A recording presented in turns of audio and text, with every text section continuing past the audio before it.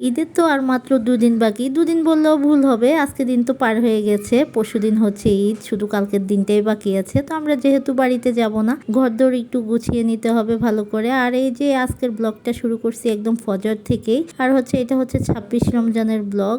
আর আমি কালকে যে ব্লগটা ছেড়েছি ওইটা হচ্ছে 25 রমজানের ব্লগ দিয়েছি, আমি বলতে ভুলে গেছিলাম। তো এই যে 26 রমজানের দিন হচ্ছে ফজরের সময় সেহরি খেয়ে হচ্ছে কাপড়গুলো হচ্ছে ভিজিয়ে রেখে দিছি, খালা আসবে সকালবেলা কাপড় ধোয়ার জন্য। তো সকালে ঘুম থেকে উঠে কাপড় ভিজাতে গেলে দেরি হয়ে যায়। সাধারণত রোজা রমজানের দিন সকালে হচ্ছে একটু দেরিতে ঘুম থেকে উঠি, কারণ ফজরের সময় সেহরি খেয়ে নামাজ পড়ে কাপড় ভিজিয়ে পরে ঘুমাই গেছিলাম। আর সকালে উঠছি, সকালে উঠে যে খালাকে দিছিলাম হচ্ছে বারান্দা ক্লিন করতে, কিন্তু খালা একদমই পারে না। পরে খালাকে দাঁড় করিয়ে রেখে হচ্ছে আমি বারান্দাটা ক্লিন করে নিচ্ছিলাম। কালকে হচ্ছে বারান্দার গাছগুলোকে ভালো করে হচ্ছে ভিজিয়ে রেখে দিছিলাম আর ক্লিন করিনি বারান্দা। তো আজকে এই যে বারান্দাটা হচ্ছে আমি ক্লিন করে নিছি। আর অফ ক্যামেরা হচ্ছে আমার এই যে বেডরুমের দুইটা জানালাও হচ্ছে আমি ভালো করে ক্লিন করে নিছি, কারণ সামনের বিল্ডিং এ কাজ চলতেছে, তাই আমার বেডরুমের এই জানালাটা খোলা হয় না বিছানার সাথে। তো এই জন্য এই জানালাটা হচ্ছে আজকে খুলে ভালো করে ক্লিন করে নিছি, কারণ ঘরের ভিতরে অনেক বালি আসে আর জানালাটাও একদম ভরে আছে।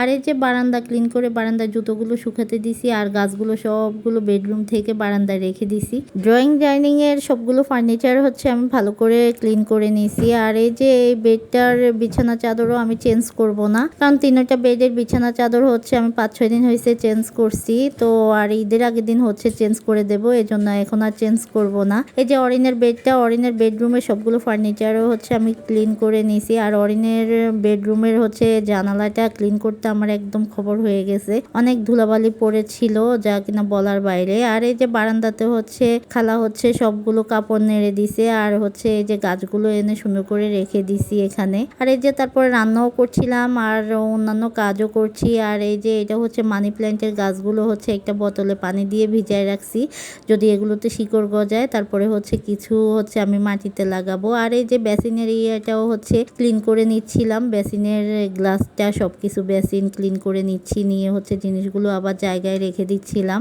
এগুলো।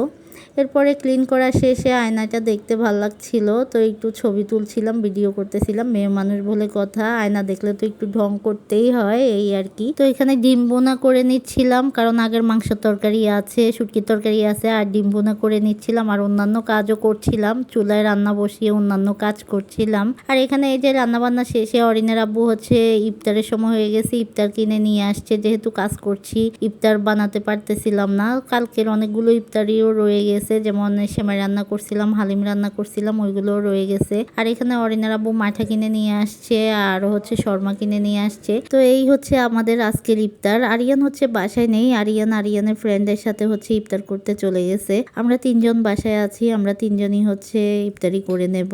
তো এই তো আমার ভিডিও যদি ভালো লেগে থাকে সবাই লাইক কমেন্ট শেয়ার করে পাশে থাকবেন। সবাই সুস্থ থাকবেন, ভালো থাকবেন, আল্লাহ হাফেজ।